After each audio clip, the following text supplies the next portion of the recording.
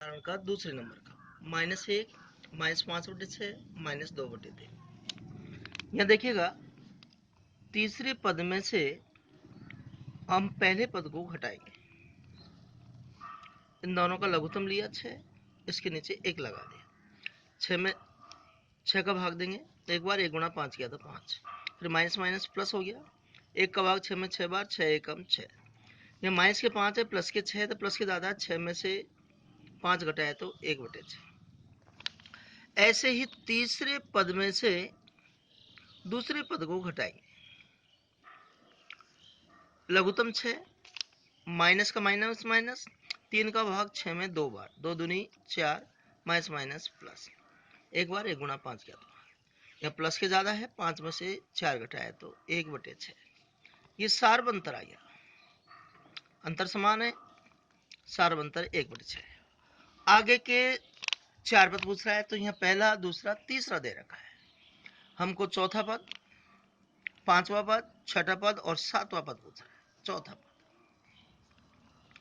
तीसरे पद को उतारेंगे और उसमें सार्वंतर को जोड़ देंगे। लघुत्तम 6 आया, माइनस के माइनस माइनस, 3 का भाग 6 में 2 बार, 2 दूनी 4, प्लस 6 का भाग 6 में 1 बार, 1 एकम 1। यह माइनस के ज्यादा है, 4 में से 1 घटाए तो माइनस के 3/6। यह हम 3 से काट सकते हैं, 3 एकम 3, 3 दूनी 6, 1/2। पांचवा पद, अब चौथे पद में फिर सार्वंतर को जोड़ देंगे। 2 का भाग 6 में 3 बार, 3 एकम 3, एक बार 1 एकम 1। यहाँ माइनस के ज्यादा है, 2/6, माइनस 2 से काट दिया, 2 एकम 2, 3 दूनी 6। छठा पद, हम पांचवें पद को उतारेंगे, फिर सार्वंतर को जोड़ देंगे। 6 लघुत्तम 2 बार, 2 एकम 2, 6 का भाग 6 में 1 बार, 1 एकम 1।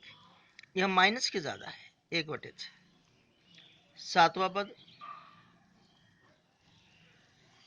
हम छठे पद को लिखेंगे और उसमें फिर सार्वंतर को जोड़ देंगे। यह देखो माइनस का 1/6 है, प्लस का 1/6 है तो 0 आ जाएगा। इस तरह से यह हमारा आंसर है। हाँ जी, अब हम पढ़ाएंगे 5.2।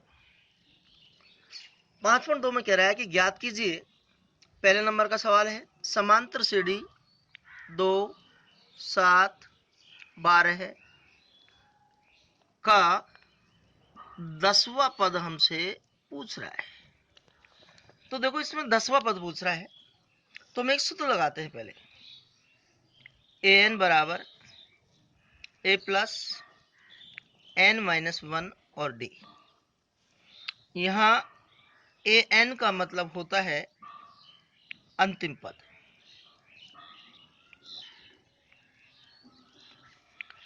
a का मतलब होता है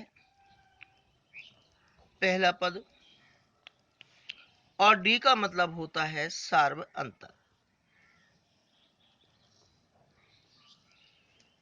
और n का मतलब होता है यहाँ पदों की संख्या, अर्थात 10वां पद पूछ रहा है हमसे।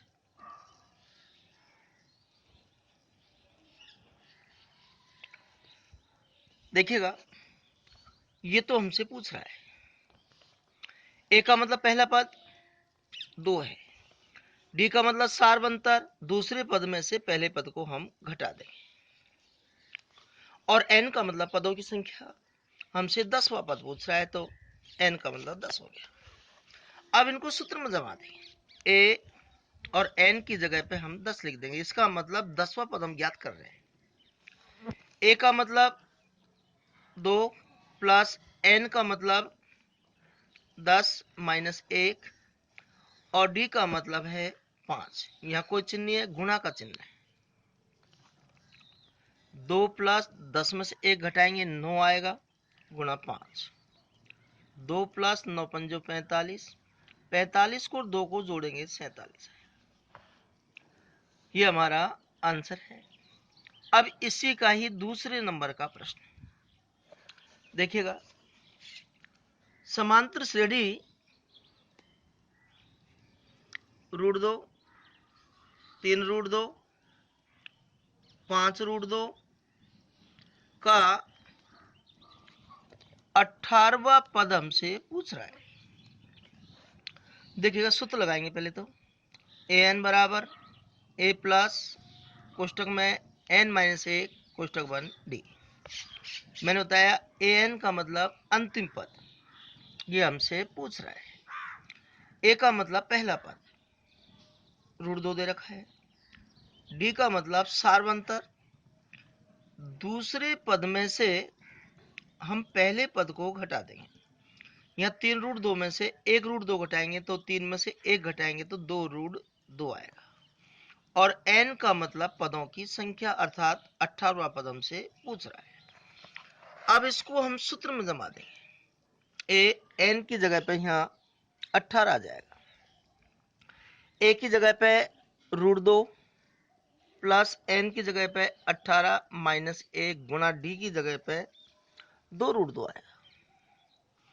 देखिएगा √2 प्लस 18 में से 1 घटाएंगे 17 आएगा, गुणा 2√2 √2 प्लस, अब गुणा करते हैं तो बाहर बाहर की संख्या गुणा होती है। 17 गुणा 2 करेंगे तो 34√2। अब 34√2 और 1√2 35√2, ये हमारा आंसर है।